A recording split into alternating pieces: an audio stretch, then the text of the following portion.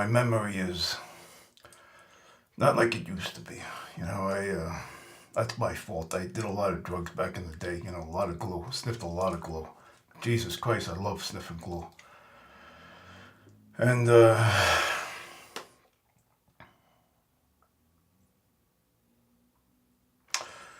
luckily, I found a place.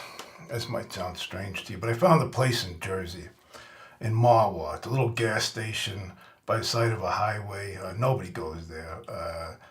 But the bathroom. They got a public bathroom in the back of this place, and as I said, nobody goes there. It's nice and quiet. You wouldn't go back there in your right mind with an army, But for me, it's perfect, nice and quiet. And what I do, I go in there and I take my clothes off and I levitate. I levitate maybe about 6 feet off of the ground. Right above the sink, and a little higher than the sink.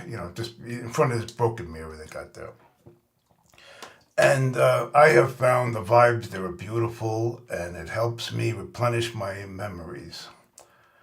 How, I don't know. It's an old Turk. He showed me this trick a long, long time ago. But anyway, I was just sitting here, and I was thinking I haven't thought of this in many a moon. This is something that happened to me maybe about, when would this be? Maybe about 170 years ago. About 170 years ago. And I had run away from an orphanage in Ireland. That's a whole other story. But I had run away, and I picked the wrong night to run away, though. It was a bad storm, and I wasn't dressed properly, And I was on this little road in Ireland, and there was a bend, and I'm shivering underneath this tree. Tell you the truth, I didn't think I was going to make it till the morning, And what do you know? After a while, coming around the bend is this beautiful caravan, like a bouquet of bouquet of flowers from Bolivia or something, just beautiful. And with two horses. I jump on the road, I waved them down. They were decent people. They let me come on board. And there was a couple, and the woman, she fed me, she gave me dry clothes, she saved my life. She really did. And they were,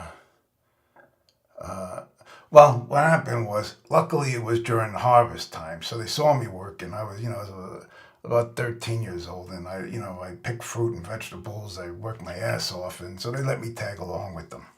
And he was a very talented guy. He repaired pots and pans. If you needed the seat of a chair fixed, he could do that, And what else? We would catch rats, all kinds of shit. What she did, she was a very talented fortune teller. She read tarot cards, stuff like that. If you needed her to cast a spell or a charm, she could do that for you also. She was very mad skills, as the kids say at the bodega up the block. And, well,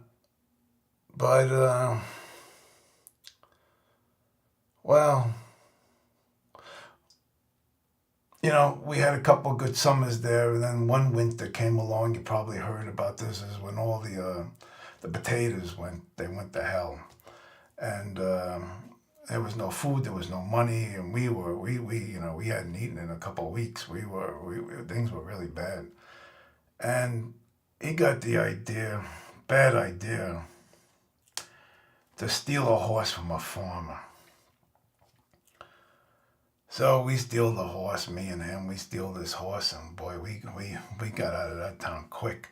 We kept going until the horses got tired, and we pulled over the side of a road into a field, and we were sleeping there. And in the middle of the morning, it was about 5 a.m., these 5 fucking guys woke us up. And they didn't do anything to the wife, and I got out of there. But they just pulled this poor guy apart.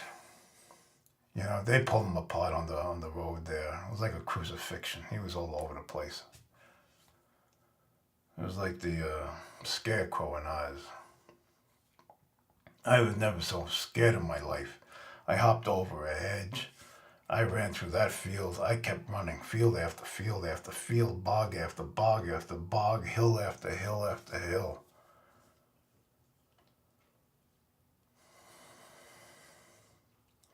That's the problem with memories. You know, you think you find a memory and then you run with it. You think it's going to take you to some nice meadow and you're going to lay down on your back and with the sun on your face.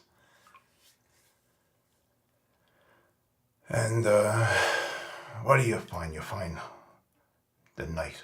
Always the fucking night. No light anywhere.